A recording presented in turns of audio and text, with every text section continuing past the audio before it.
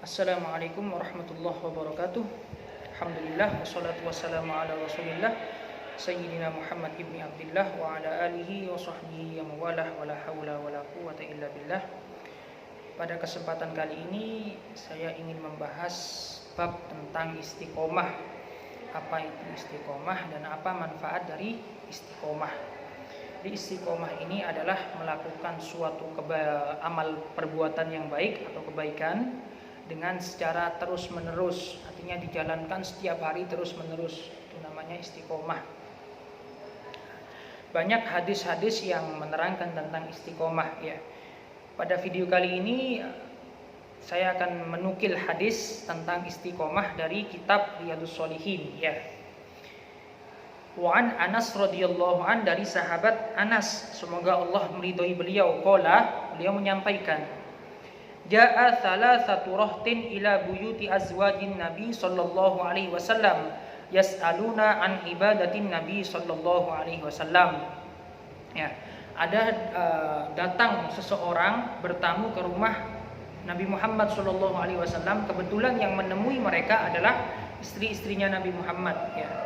Lantas mereka tanya bagaimana ibadahnya Nabi Muhammad sallallahu alaihi wasallam.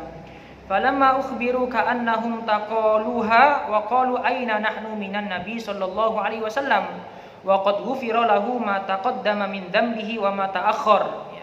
Maka tatkala sama istri-istrinya Nabi Muhammad dikabarkan bagaimana ibadahnya Nabi Muhammad sallallahu alaihi wasallam, jadi seakan-akan mereka ini sepertinya merasa minder ya.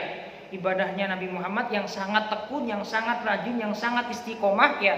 Mereka seakan-akan merasa diri mereka ini minder ya.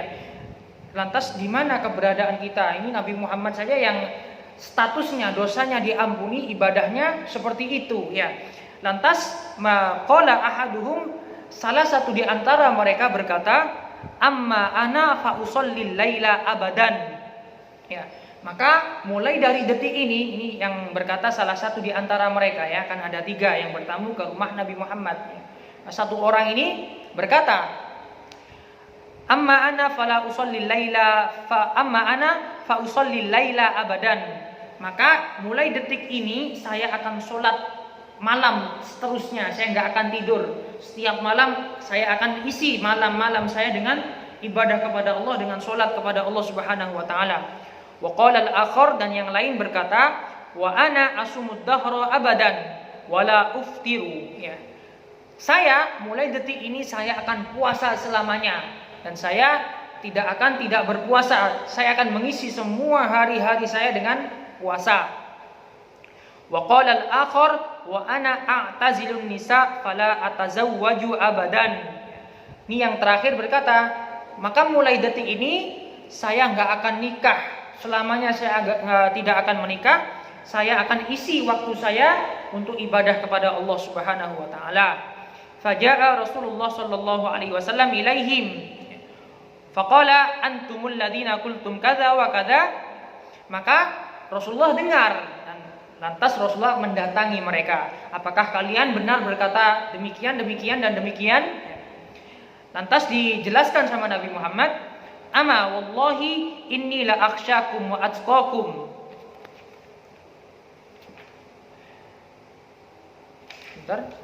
Amma wallahi inni la akhsyakum wa atqakum lahu lakinni asum wa uftiru wa usalli wa arkudu wa atazawwaju nisa faman raghiba an sunnati falaysa minni. Ya. Aku adalah orang yang paling takut di antara kalian kepada Allah. Aku adalah orang yang paling bertakwa di antara kalian kepada Allah ya. Jadi Rasulullah ini adalah orang yang paling bertakwa ya. Tapi lakinni asum wa uftir, aku enggak puasa selamanya. Aku juga kadang puasa, kadang tidak puasa. Jadi Rasulullah enggak terus puasa selamanya, enggak ya. Wa usolli wa arkud, dan aku juga sholat dan aku juga tidur ya. Jadi ibadah yang dilakukan Nabi Muhammad biasa-biasa saja ya. Enggak terlalu ekstrim. Wa atazawwaju nisa, dan saya juga menikahi perempuan. Faman raghiba an sunnati falaysa minni. Barang siapa yang tidak suka atau enggan terhadap sunnahku atau kebiasaanku, maka dia bukan termasuk golonganku. Ini katanya Nabi Muhammad ya. Jadi Sebenarnya ibadah kepada Allah ini cukup yang ringan-ringan saja, yang penting jalankan secara istiqomah, gak usah terlalu berat ya. Salah satu contoh ya, puasa, sholat tahajud lah misalnya ya, sholat tahajud, ada seorang yang sholat tahajudnya mampu untuk melakukan 10 rakaat ya, tapi hanya untuk 1 hari ya. Ada lagi orang yang mampunya cuma 2 rakaat, cuma beberapa hari terus ya, dia lakukan setiap hari. Nah ini yang lebih bagus yang 2 rakaat ya. Karena apa? Karena dia melakukannya setiap hari. Nah itulah yang namanya istiqomah ya, itu namanya istiqomah, menjalankan sebuah ketaatan dengan cara terus menerus. Lantas apa manfaat istiqomah ini? Manfaatnya ya, ini ada salah satu hadis yang juga saya kutip dari kitab Riyadhus Shalihin ya. Idza maridul abdu aw safara kutiba lahu mithlu ma kana ya'malu muqiman sahihan. Kalau ada seorang yang sudah punya istiqomah, kok kebetulan saat itu hari itu dia sedang sakit atau sedang bepergian, maka tetap dicatat atau tetap ditulis kepadanya seperti yang ia lakukan dalam keadaan sehat atau dalam keadaan tidak bepergian ya. Artinya apa? Kalau kita sudah mempunyai istiqomah ya, istiqomah itu berupa semua amalan kebaikan ya. Misalnya setiap habis maghrib kita membaca Al-Quran misalnya ya, sambil nunggu isya kita membaca Al-Quran. Kok sewaktu-waktu ya kita sedang sakit atau sedang bepergian sehingga kita meninggalkan kebiasaan kita tersebut ya. Karena kita sudah istiqomah, sudah kita jalankan setiap hari, maka malaikat yang biasa mencatat amal kita ya, ini biasanya fulan kalau habis maghrib baca Quran nih ya, kok sekarang lagi sakit, maka malaikat ini tetap mencatat amal kita. Itu termasuk manfaat dari istiqomah.